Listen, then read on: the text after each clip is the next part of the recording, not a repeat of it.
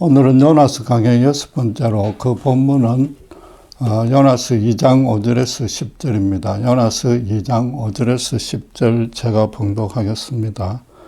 물이 나를 영혼까지 둘러싸우며 깊음이 나를 에워싸고 바다 풀이 내 머리를 감쌌나이다. 내가 산의 뿌리까지 내려가사오며 땅이 그 빗장으로 나를 오랫동안 막아싸우나 나의 하나님 여호와여 주께서 내 생명을 구덩이에서 건지셨나이다. 내 영혼이 내 속에서 피곤할 때에 내가 여호와를 생각하였더니 내 기도가 주께 이르렀사오며 주의 성전에 미쳤나이다. 거짓되고 헛된 것을 숭상하는 모든 자는 자기에게 베푸신 은혜를 버렸사오나 나는 감사하는 목소리로 주께 제사를 드리며 나의 서원을 주께 갚겠나이다. 구원은 여호와께 속하였나이다 하니라. 여호와께서 그 물고기에 말씀하시며 요나를 육지에 토하니라. 요나가 고레배 속에서 3일간 죽음과 방불한 흑암에 갇혔다가 다시 살아난 사건은 예수님의 죽음과 부활을 예표합니다. 그런데 그 옛적인 모습뿐만 아니라 요나가 행한 기도의 후반부인 오늘의 본문에는 실제로 기독교 구원의 핵심 진리 4가지를 말하고 있습니다. 요나가 신약 성경이 말하는 복음을 구체적으로 알고 있었던 것은 물론 아닙니다. 본문이 말하는 의미도 자기 기도가 응답되어 목숨을 건졌다는 겁니다. 그러나 장소와 시대에 관계없이 동일하게 역사하시는 성령님이 그에게 영감을 주어서 십자가 구원의 의미를 진술하게끔 인도한 것입니다. 따라서 이 4가지 복음의 핵심에 비추어서 우리가 구원을 얻게 된 경위와 현재의 믿음 상태가 올바른지 다시 점검해 볼 필요가 있습니다. 요나는 9절에 구원은 여호와께 속하였나이다 라고 고백했습니다. 구원의 첫째 핵심은 처음부터 끝까지 하나님이 주관하신다는 겁니다. 이 너무나 당연한 진리를 성경이 강조하는 이유는 아주 간단합니다. 사람들이 여호와 외에도 구원의 경로가 있다고 믿고 있기 때문입니다. 요나 당시는 각 족속들마다 고유의 신들을 섬겼으나 인간이 만들어낸 허상이었을 뿐입니다.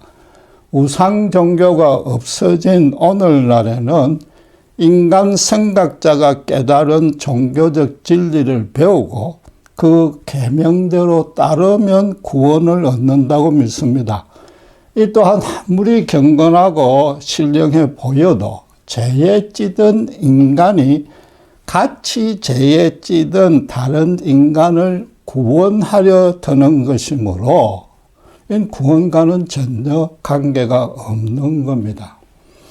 인간이 구하는 모든 종교는 시대를 막론하고 남들보다 의롭게 살다가 죽으면 신이 구원해 준다고 가르칩니다. 언뜻 아주 합리적인 것 같으나 그 신은 이 땅에서 인간들이 치른 시험의 점수를 채점하는 자에 불과합니다. 또 신자 본인은 남들이야 심판받아서 지옥에 가든 말든 자기만 의롭게 되면 된다는 뜻이며 자기 노력으로 그래서 자기를 구원하겠다는 겁니다.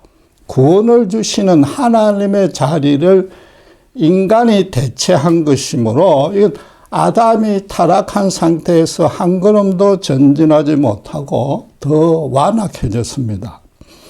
밤중에 구원의 길을 물으러 온 니고데모에게 예수님은 요한복음 3장 5절에 사람이 성령으로 거듭나지 아니하면 하나님의 나라를 볼 수 없다고 분명히 대답했습니다. 여러 의미가 있지만은 지금 살펴보고 있는 요나서와 연결시키면은 성령이 간섭해야 구원이 되므로 인간이 하나님을 찾기 전에 하나님이 먼저 오셔서 구원의 손길을 베풀어 주신다는 뜻이라는 겁니다. 요나는 지난주에 배운 기도 전반부에 쫓겨났을지라도, 즉 쫓겨난 것은 하나님이 쫓아내셨다는 뜻인데 그랬을지라도 주의 성전을 바라보겠다고 기도했고 그것이 응답되었다고 말했습니다. 그러니까 구원받은 후에 모든 일을 가만히 따져보니 하나님이 처음부터 끝까지 주관하셨을 뿐만 아니라 이미 다 계획하고 예비해 놓으셨다는 것을 정확히 깨달았던 겁니다. 그러니까 또 자신의 일생이 하나님의 손안에 꼼짝없이 붙잡혀 있는 신분이라는 점도 확인했던 겁니다. 그래서 6절에 보다시피 빗장으로 막힌 산의 뿌리의 구덩이에서, 즉 스스로는 거기서 도저히 헤어날 수 없는 죽음의 자리에서 여호와가 생명을 건져주셨다고 지금 고백하고 있는 겁니다. 한 죄인의 내면에 성령이 초자연적으로 간섭하여서 옛사람이 죽고 새사람으로 거듭나야만 구원을 얻습니다. 그 중생의 구체적인 과정과 방식과 걸리는 기간은 사람마다 각기 다 다르며 한 사람도 같지 않습니다. 그러나 한 성령님이 역사하시기 때문에 그 결과는 모두에게 똑같습니다. 예수님의 십자가 대속 죽음의 그 크신 긍휼 앞에 자신이 천하 죄인 중에 계심을 깨닫고 진심으로 통해 자복하며 항복하는 순간이 반드시 누구에게나 있습니다. 예수님이 먼저 찾아와서 하나님의 원수 자리에 있던 나를 만나주시고 지난 모든 죄들을 용서해서 당신의 자녀로 따뜻하게 품어주셨다는 사실을 분명히 인식할 수 있습니다. 나라는 존재와 삶과 인생 전부가 예수님의 사랑과 권능의 품에 이미 안겨졌고 평생토록 벗어나지 않게 해 주실 것이라는 확신도 생깁니다. 그래서 신자도 자신의 전부를 예수님에게 의탁하고 그분을 온전히 주인으로 모십니다. 죽으면 죽었지 예수님을 모르며 세상 속에서 완악하고 추하게 살았던 이전의 삶으로는 다시는 돌아가지 않겠다고 결단 헌신하게 되는 겁니다. 구원은 여호와께 속하였나이다 라는 이 진술이 그냥 사람의 머리로 성찰하고 각성해낸 어떤 종교적인 아젠다가 아닙니다. 요나에게나 오늘날의 신자에게나 실제로 음부의 문턱에까지 갔으나 하나님이 주시는 참 생명으로 다시 살아서 돌아왔다는 생생한 체험적인 사실입니다. 그리고 그게 이례적인 과거의 고백으로만 그치지 아니하고 자신의 진짜 주인인 예수님을 자기 모든 것을 걸고 역동적으로 따르고 있다는 간증인 겁니다. 물론 우리도 때로 엄청난 고난이 닥쳐 너무 힘들어서 하나님의 뜻을 이해할 수도 없고 잠시 의심내지 원망할 수는 있습니다. 그러나 그분이 나를 일부러 괴롭히려는 뜻이 결코 아니라는 점은 믿는 게 아니라 알고 있는 겁니다. 그래서 요나처럼 아무리 그분께 쫓겨난 것 같은 느낌이 들지라도 주의 성전을 바라보려고 간절히 기도하면 언제나 하나님의 뜻 안에서 우리가 구하는 것 이상으로 선하게 응답해 주십니다. 신자는 그래서 항상 기뻐하고 범사에 감사할 수 있는 겁니다. 그런데 이와 달리 하나님의 구원을 자신의 믿음으로 얻으려 노력하는 신자들이 의외로 많습니다. 예수님을 1:1 체험적으로 대면해서 성령의 역사로 새 사람으로 거듭난 체험이 없습니다. 그래서 자신이 하나님의 진노 아래 죽음 합당한 죄인 중에 괴수라는 점을 잘 실감하지 못합니다. 대신에 교회에서 시키는 대로 따르다 보면 언젠가는 구원을 얻겠지 막연하게 기대만 합니다. 종교적 활동에 열심을 내면 하나님께 더 가까이 갈 수 있고 또 그럼 그분의 은혜도 더 많이 받을 수 있으리라고만 믿습니다. 때때로 간절히 기도해서 고난이 해결되면 자신의 그 열성과 수고를 하나님이 좋게 보시고 응답해 주셨다고만 여깁니다. 하나님이 나를 개인적으로 너무나 잘 아시기에 더 거룩하게 성장시켜서 당신의 영광에 참여시키려는 뜻으로 미리부터 그런 고난마저도 주신다는 그런 인식이 없습니다. 그러니까 고난이 닥칠 때마다 빨리 구해달라는 기도밖에 못하고 그게 신앙으로서 자발적으로 행하는 일의 거의 전부가 되어버립니다. 문제가 해결한 뒤에도 과연 하나님의 뜻이 무엇인지 곰곰이 따져보지도 않기 때문인 겁니다. 교회에서 교리를 배워서 납득 수용하고 목사님이 가르친 대로 성실히 준행하는 것은 아무리 그 모습이 경건하고 의로워도 자기가 자신에게 스스로 구원을 주는 겁니다. 기독교라는 종교가 또 신자 스스로 열심을 다하는 신앙행위가 풍부한 신학적 성경적 지식이 결코 사람을 구원하지 못합니다. 오직 성령이 간섭하셔서 예수님을 인격적으로 대면함으로써 죽어있던 자신의 영적 실체가 실제로 되살아나는 체험이 있어야만 합니다. 자꾸 코로나 사태로 모든 사람들이 스스로 너무 다 연약하다 못해 무력함을 지금 절감하고 있습니다. 정상적인 활동을 못할 뿐 아니라 정말로 죽음 앞에 그것도 자기에게 원인과 기책 사유가 전혀 없는 지금 아주 억울한 죽음 앞에 모두가 노출되어 있습니다. 세상의 권력이든 재물이든 지성이든 아무리 그게 많아도 심지어 믿음이 아무리 좋아도 어느 누구도 피해갈 수 없는 너무나 황당한 상황이 되었습니다. 그래서 일부 신자들마저 영적으로 침체도 못해 지금 심한 우울증에 걸리기까지 합니다. 그러나 죽음을 눈앞에 두면은 거의 모든 사람들이 그동안의 그 추악함과 완악함이 없어지거나 줄어들게 마련입니다. 영혼에 대해서도 한번 생각해보고 죽음 이후도 걱정하게 됩니다. 지금이 그런 때입니다. 그건 하나님이 모든 인간에게 당신의 형상으로 닮게 만들으시고 그 흔적이 남아있기 때문입니다. 불신자들도 스스로 인식하지는 못해도 하나님께로 돌아가려는 그 본성은 심겨져 있는 겁니다.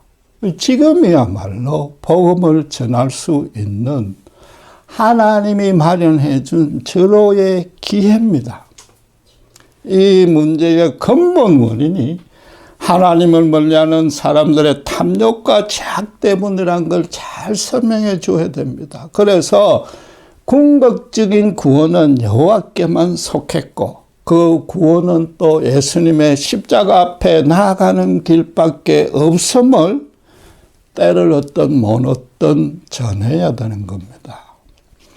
요나는 두 번째로 또 6절에 보듯이 물이 나를 영혼까지 둘렀고 7절에 내 영혼이 내 속에서 피곤할 때에 내가 여호와를 생각하였더니 내 기도가 주께 이르렀다고 고백하고 있습니다. 자신이 완전히 음부에 떨어진 줄 알았고 더 이상 살아날 가능성이 없다고 여겼던 겁니다. 이 음부는 아무 의식 없이 그 영혼마저도 무한정 잠만 자는 곳입니다. 그런데 다시 살아났으니까 그 물에 둘렸던 영혼이 구원받은 겁니다. 복음의 두 번째 본질은 육신이 아니라 영혼이 구원받는다는 뜻입니다. 단순히 죽을 때에 육체는 이 땅에 남아서 썩고 영혼만 천국으로 간다는 뜻이 아닙니다. 예수님은 그 니고데모에게 3장 6절에 육으로 난 것은 육이요 성령으로 거듭난 것이 영이라고 말씀하셨습니다. 그러니까 예수님을 모르고 육의 상태에 있는 인간들이 아무리 경건하게 고안해낸 종교라도 결국은 이 땅의 육신의 삶에만 영향을 미치지 그 영의 구원과는 아무 관계가 없다는 뜻인 겁니다. 구원은 하나님을 대적했던 죄에서 용서받음으로써 그분과 실제로 화목하는 겁니다. 영원한 심판에서 면제되어서 그 영혼이 천국으로 받아들여지는 겁니다. 쉽게 말해서 오늘 당장 죽어도 천국 갈 자신이 있다고 담대하게 자백할 수 있게 되는 겁니다. 내 자신의 공로와 노력과 자격에 따라 구원이라면 그건 감히 꿈도 꾸지 못하고 엄청난 교만이지만은 예수님을 실제로 대면함으로써 그 성자 하나님 그분이 나를 위해서가 아니라 나를 대신해서 십자가에 죽으셨다는 사실을 알기 때문에 그런 담대한 고백이 가능해지는 겁니다. 바울 사도는 고린도전서 15장 19절에 만일 그리스도 안에서 우리가 바라는 것이 다만 이 세상의 삶뿐이면 모든 사람 가운데 우리가 더욱 불쌍한 자니라고 고백했습니다. 인생에 사후 심판이 없다면은 그래서 이 땅뿐이라면 가장 현명하게 사는 길이 뭡니까? 법적 심판을 받지 않는 범위 내에서 수단 방법 가리지 아니하고 자기 하고 싶은 대로 온갖 쾌락을 즐기며 사는 겁니다. 그게 이 땅의 정답일 수밖에 없습니다. 그러나 신자는 영원한 구원과 심판이 있음을 알고 있고 또 부활하신 예수님을 말씀과 기도를 통해 매일 만날 수 있습니다. 더 이상 죄로 타락한 세상에서 같이 뒹굴 수는 결코 없습니다. 날마다 그리스도를 닮으려고 노력하고 주님의 사랑으로 이웃을 열심히 섬깁니다. 그러나 아무런 현실적 보상은 없고 심지어 핍박까지 받습니다. 초대교회 신자들은 세상 사람들이 볼 때 눈에 보이지 않는 천국을 위해서 사서 고생하고 목숨까지도 바치는 그런 맹신자 내지 강신자로 비춰졌습니다. 그러나 거듭난 신자에게 성령이 평생 내주합니다. 인간이 만들어질 때부터 하나님은 천국 바이러스를 심어놨던 데다가 성령 하나님은 언제 어디서나 천국을 지향할 수밖에 없습니다. 성령이 내주하는 신자는 이 땅에서부터 모든 삶이 주님과 함께 천국까지 한 걸음씩 걸어가는 아주 신령하고 경건한 여행길입니다. 그래서 신자야말로 가장 행복한 사람입니다. 성령으로 영이 거듭나지 아니하면 아무리 교회 안에서 동일한 성경을 배우고 동일한 기독교 교리를 실체해도 육의 종교가 됩니다. 육에서 난 것으로 육을 가꿔서 이전보다 훨씬 그 육이 나아져도 영은 그냥 그대로이므로 구원받지 않는 겁니다. 자기 의지로 경건한 종교인이 되려고 노력하고 있는 중일 뿐입니다. 그 단적인 증거로 신자와 정반대로 지금 당장 죽어도 천국 갈 자신이 있느냐고 물으면 확답을 하지 못하는 겁니다. 여전히 이 땅에 육의 그 종교에 머물고 있는 겁니다. 신자들이 이번 코로나 사태에서 하나님이 나를 지켜달라고 뜨겁게 기도하는 것까지는 좋습니다. 그런데 만약 그것이 전부라면은 신자도 이 땅에서 자기만 살려는 아주 이기적인 육에서 난 기도일 뿐입니다. 코로나가 제대로 통제가 되지 않아서 엄청난 희생자가 나오더라도, 심지어 이 지구 멸망이 닥칠지라도 이것보다는 비교가 안 되는 엄청나게 더 좋은 보금자리가 천국에 이미 마련되어 있으므로 신자는 담대하게 평안을 유지할 수 있어야 되는 겁니다. 반면에 아직도 예수 그리스도를 모르는 그 사람들에게는 기다리는 것은 그 영원한 멸망뿐이므로 그들 볼 때마다 정말로 안타깝고 불쌍하게 여기고 기도해 줘야 되는 겁니다. 어떤 방식으로든 그리스도의 빛을 비춰줘야 됩니다. 세상 사람들은 신자를 가장 불행하게 볼지 모르지만 사실은 그렇게 보는 자들이 진짜로 불행한다는 것을 우리는 알기 때문입니다. 셋째로 요나는 9절에 주께 제사를 드리겠다고 했습니다. 음부의 문턱에서 생명을 건진 요나로서는 너무나 당연한 반응입니다. 신자도 구원 이후에는 마땅히 하나님께 예배를 드려야 됩니다. 간혹 주일 예배를 종교적 의무로 강요해서는 안 된다고 주장하는 사람이 있습니다. 원론적으로 틀린 말은 아닙니다. 그러나 의무란 것은 반드시 지켜야 하고 준행 여부에 따라서 보상이나 형벌이 따라오는 게 의무입니다. 예배가 종교적 의무가 되어버리면은 혹시라도 주일 예배에 빠지면 하나님께 벌 받지 않는가 그런 염려부터 생기는 겁니다. 모든 성경의 계명이 다 그러하듯이 이 주일 예배는 하나님 당신께서 신자에게 간절히 바라는 일입니다. 하나님은 인간을 창조하신 후에 심히 기뻐하셨고 최초의 인간이 이 땅에서 맞은 첫날이 바로 언제입니까? 안식일이었습니다. 예배를 한마디로 줄이면 정의하자면 하나님을 기뻐하는 겁니다. 주일 예배란 것은 하나님이 나를 하루 따로 잡아내서 종일토록 우리를 기뻐해 주시겠다는 것이고 그 기쁨에 참여하는 게 주일 예배인 겁니다. 나아가 주님 안에서 만난 형제 자매와 아름다운 공동체를 갖고 가는 것이 너무나 신나고 즐거워서 주일마다 자연히 교회로 향하는 겁니다. 일주일의 첫날을 그분과 함께 하지 않으면 주중에 내내 영적으로 침체되는 것을 느낍니다. 그래서 주일 예배는 신자의 일주일간의 삶의 중심점이 되는 겁니다. 그러고 난 뒤에 주중의 일상적인 삶에서도 자기 몸을 하나님이 기뻐하시는 산 제물로 드리면서 이웃 사랑을 행하면 반드시 은혜가 넘치고 거룩한 열매로 결실 맺게 해 주시는 겁니다. 예배는 신자의 의무가 아니라 찾아서 누려야 되는 축복이자 은혜입니다.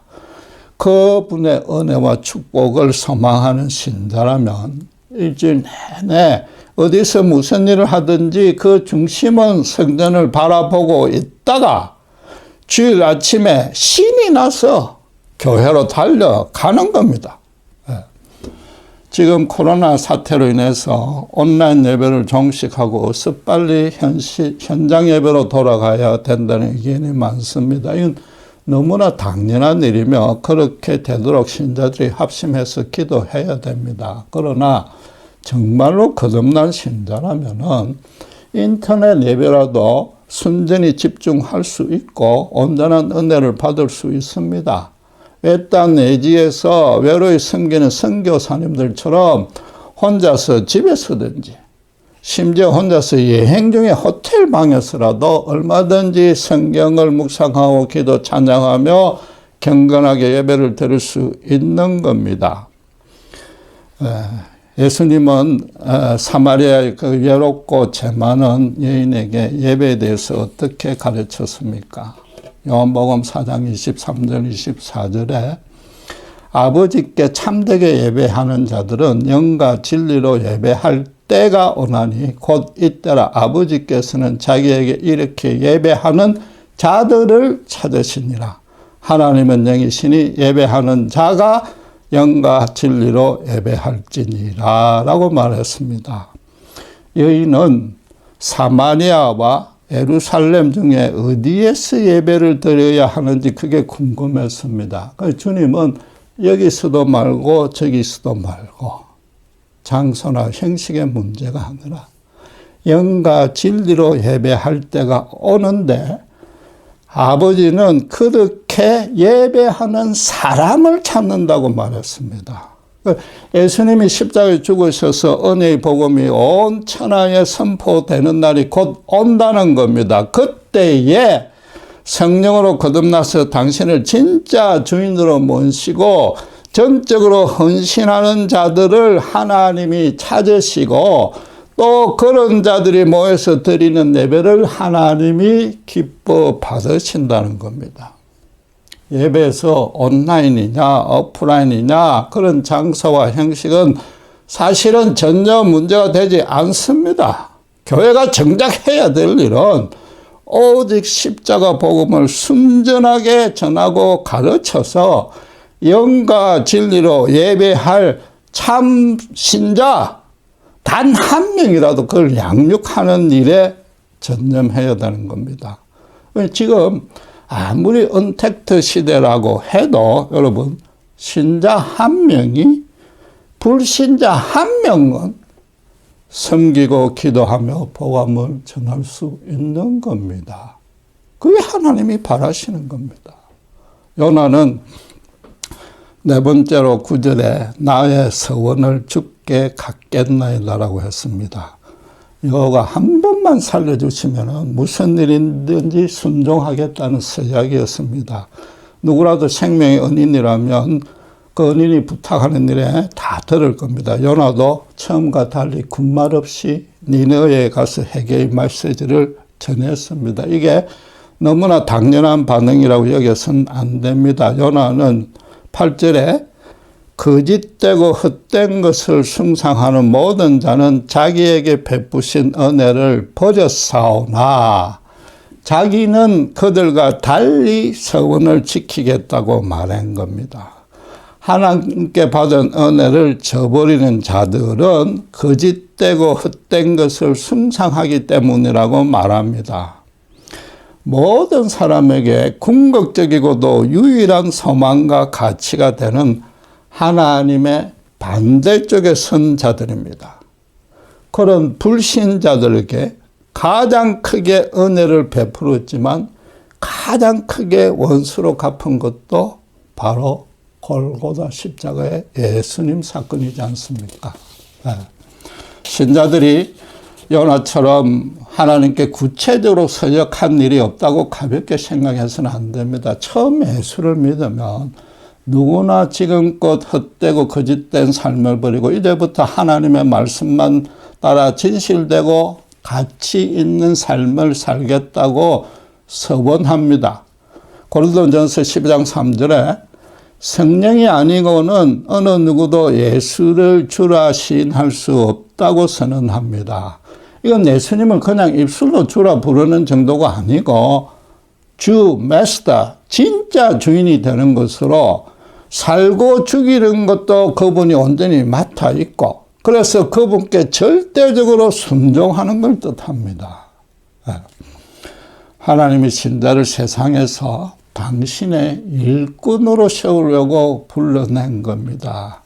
이스라엘 백성과 출애굽 후에 시내산에서 19장 5절 6절의 말씀대로 세계가 다 내게 속했지만은 너희들은 내 소유가 되고 나에 대해서 제사장 내라가 되어서 거룩한 백성이 되리라. 이걸 이스라엘 자손에게 대대로 전하라고 언약을 맺습니다. 새 이스라엘인 신약 신자들도 열방에게 유일하신 창조주 참 하나님을 알게 해주는 제사장 나라가 되어야 되는 겁니다. 요나는 니느웨에 가서 제사장 나라 역할을 하라는 그 직통 계시를 받고도 거부하고 도망갔습니다. 그래서 하나님이 다시 그곳으로 가도록 이끈 겁니다. 이제 요나가 제2의 인생을 얻어서 살아가야 될 이유와 목적도 그 언약대로 사는 것, 그분께 은혜를 갚는 것 하나뿐임을 자기도 절감했기 때문에 서원을 주께 갚겠다고 말한 겁니다. 여러분, 종교로는 평생토록 하나님의 일을 대신 수행할 동력자가 될 수 없습니다. 스스로 자기를 위로하거나 그냥 구원하는 일에 바빠서 정신이 없습니다. 오죽하면 바리새인이지만 당시로서는 아주 온유하고 선하고 합리적이었던 니고데모마저도 도덕과 종교에 최선을 다했는데도 구원의 확신이 없으니까 밤중에 예수님께 찾아왔지 않습니까? 여러분, 바울이 어떻게 그 많은 죽을 고비를 넘기면서도 끝까지 충성하다가 결국에는 순교까지 당할 수 있었던 이유가 뭡니까? 종교적 의무감에 따라서 했다면은, 그 행위로 스스로 공덕을 쌓으려고 했다면은 너무 힘들어서 아마 일찍 포기했을 겁니다. 성령의 역사에서 예수님이 사람들을 대하는 마음을 그에게도 충만하게 심어준 겁니다. 그러니까 바울이 항상 염려되는 게 연약한 교회와 성도와 아직도 예수를 모르는 저 불쌍한 사람들에 대한 애끓는 마음뿐이라고 고백했지 않습니까? 예수님은 핍박받는 자, 소외된 자, 불치병자, 불구자, 창녀, 고아, 가부, 세리 같은 자들을 주로 만나서 교제하고 위로하고 기도하고 치유해 주셨습니다. 그 심정을 바울도 이제 깊이 이해하게 되었고, 아니 성령으로 인해서 바울의 가슴 속에도 가득히 채워진 겁니다. 마찬가지로 성령은 예수를 믿는 신자에게 그 예수님의 심정을 심어주는 겁니다. 그래서 남들을 예모로 차별하지 아니하고 그 중심에 예수님을 모시고 있느냐 아니냐 그걸로만 사람을 보도록 이끌어 줍니다. 그래서 우리도 이 내주하시는 성령님에게 마음을 활짝 열어드려야 됩니다. 내 욕심과 고집을 죽여주시고 대신에 예수님의 심정으로 충만히 채워주셔서 바울처럼 살아가게끔 이끌어 달라고 서원하고 또 서원을 지켜야 되는 겁니다. 여러분, 선한 것은 오직 하나님께로 나오며 절대적인 진리는 오직 그분의 말씀뿐입니다. 진리만 힘이 있고 그분의 사랑만이 사람들을 사람답게 바로 세울 수 있습니다. 실제로 그분의 진리를 깊이 묵상하고 기도하면서 진리대로 살아가면은 넘치는 하늘의 복이 임합니다. 정말로 평안과 자유와 기쁨이 생깁니다. 하나님의 진리는 철학적이거나 도덕적, 종교적 구호나 개념이 아니기 때문입니다. 살아 역사하는 진리이자 사실입니다. 실제로 힘이 넘치는 말씀입니다. 그분은 나에게 정말로 당신을 대리하는 정권 대사로 세상과 사람 앞에 당당하게 서길 원하고 또 그렇게 해 주십니다. 그럼 그분의 권능이 임해서 하늘의 신령한 보물들이 이 땅에 심겨지고 열매가 맺혀지게 되는 겁니다. 쉽게 말해서 한 번이라도 하나님의 진리대로 따르고 또 주님의 사랑으로 이웃을 섬겨본 자는 그 살아 역사하시는 권능과 은혜를 이해할 수 있고 체험합니다. 그래서 그 일이 다른 어떤 일보다 더 좋고 의미 있고 가치 있고 진실함을 깨닫게 됩니다. 자꾸만 더 계속해서 그 일을 하고 싶어지고 세상 모든 일들이 그 일에 비하면 재미와 의미와 가치가 적어지는 겁니다. 코로나 사태로 사람들은 세상의 것들로는 궁극적이고 완전한 충족을 얻지 못하고 모든 것이 일시적이고 상대적이고 사람들 사이에 순전한 관계도 맺을 수 없다는 것을 지금 조금씩 느끼고 있습니다. 그런데 불행하게도 역사상 이게 최고의 한난인데도 지금 역사상 최고로 서로 배반하고 음해모략하고 자기가 더 많이 차지하려고 시기, 경쟁, 다툼, 분노 저주하고 있습니다. 정치 지도자들부터 앞장서서 그러고 있습니다. 지금 사람들도 영적으로 너무 피폐해져 가는 걸 느끼고 있습니다. 아예 자포자기하는 사람도 있겠지만은 지금이야말로 인간이 정말로 걸어가야 할 바가 무엇인지 바른 길을 온전히 걸어가고 있으며 가르치는 영적인 지도자가 한 명이라도 지금 절실할 때입니다. 아무리 겉으로 말은 하지 아니해도 너무나 힘들기에 사람들은 절실하게 그런 구원자를 찾고 있는 겁니다. 모든 인간이 결국은 돌아갈 곳은 예수님의 십자가 그늘 아래 한 군데뿐입니다. 신자는 예수님을 따라가며 정말로 신나고 즐겁고 활기차게 사는 모습을 염려하지 아니하고 평강을 유지하고 그 세상 사람들 앞에 그런 모습을 보여줘야 됩니다. 불신자들은 이런 고난의 때일수록 신자들이 어떻게 하는지 사실은 예의주시하고 있습니다. 그동안 땅에 떨어질 대로 떨어진 이 기독교와 예수쟁이의 이 교회에 대한 신망을 회복시킬 수 있는 겁니다. 말씀드린 예수님의 십자가 구원 진리의 중요한 핵심 4개는 하나도 빠져서는 안 되고 마지막 4개까지 실현하고 있어야 됩니다. 요나는 나의 선을 주께 갚겠나이다 라고 미래 시제로 표현했습니다. 나머지는 다 이미 받은 겁니다. 새 생명을 얻고 난 이후로 평생을 두고 실천해야 될 유일한 과제라는 뜻입니다. 이걸 종교적인 임무로 접근하면은 번번이 실패합니다. 여러분, 성령의 역사를 경시하지 마시기 바랍니다. 바울처럼 저들이 너무 불쌍하고 대신에 주님을 따라가시 너무 기쁘면 성령님이 또 성령님이 주셔야 그런 마음이 되지만은 한 걸음 한 걸음 천국으로 인도해 주는 겁니다. 하나님은 사람을 예수 안에 들어왔는지 아닌지 오직 둘로만 나누십니다. 신자도 둘로만 나누는데 이미 천국을 확보했기에 하나님께 서원을 갚아 나가는 자와 구원을 얻으려 노력하는 중이라서 하나님께 서원조차 하지 않은 자, 그 둘로만 나눈 겁니다. 예수님을 진짜 주인으로 모신 신자인가? 교회 활동으로 스스로 경건해지려는 종교인인가?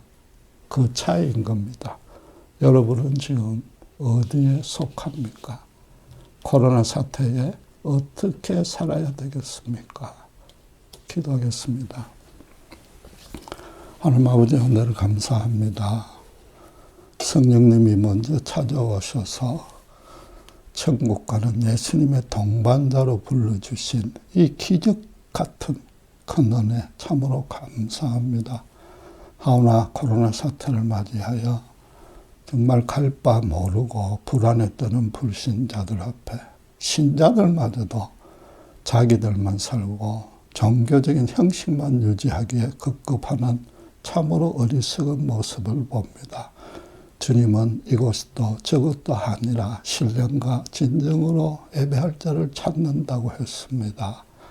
예수님을 진짜로 주인으로 모신 자는 언제 어디서나 자신을 산 제물로 드리고 주님처럼 바울처럼 정말 긍휼에 넘치는 심정으로 주변의 이웃들을 섬겨야 될 줄 믿습니다. 다시 한번 우리의 구원을 점검하고 정말로 주님을 주인으로 모시고 있다면은 이 코로나 사태에 더욱더 할 일이 많으며 단 한 명이라도 아무리 언택트 시대라도 한 명만이라도 전하고 기도하고 섬겨야 될 줄 믿습니다. 일에 충성할 수 있도록 주님 저희들 인도하시고 축복해 주시옵소서. 감사합니다. 우리 주 예수 그리스도 이름으로 기도드렸습니다.